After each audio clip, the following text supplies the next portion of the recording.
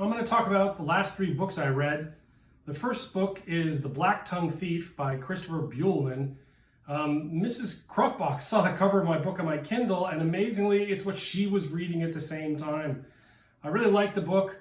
Ends up being kind of a heist theme, but interesting magic and other kind of bits and pieces of it. Yes, there's the de Rigueur wayward princess involved. The story does a good job evoking the feelings of decay and decline in the world.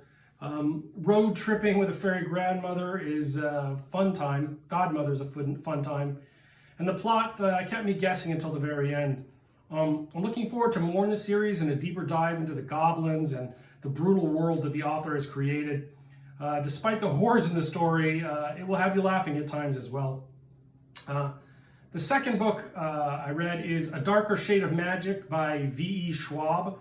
After seeing me finish The Blacktounge Thief, Mrs. Kruffbach insisted on making this book my next read. After being married 30 years, I've learned to do what I'm told. She wasn't wrong. It's a great book. Here is her copy of it. I read on the Kindle, but she reads on paper.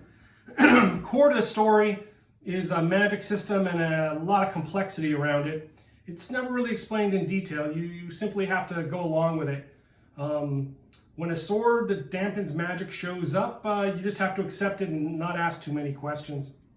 The story is to be commended for avoiding the often used romantic entanglement of the protagonists. With romantasy all the trend these days, it was nice to have a story that did involve a lot of quiet longing and inevitable feelings revealed. Well worth your time. Looking forward to the sequel. Mrs. Kruffbach is already reading the sequel. The third book is Relevation Space by Alistair Reynolds. Now, this is a book from quite a while ago, and space opera is a favorite genre of mine, and this book came highly recommended to me. I thought it was good, not great. The book is a hard sci-fi space opera, and there's a lot of little interesting tidbits to it, but I just couldn't get into any of the characters. They all seemed bitter and unlikable. You could understand the motivations of some, but some characters just seemed to be angry and inscrutable. Lots of cool ideas in the book, but it just didn't pull me in the way some other books have done. I think I'll try some other space operas before coming back to this series. Hopefully these reviews are enjoyable. Have a good day.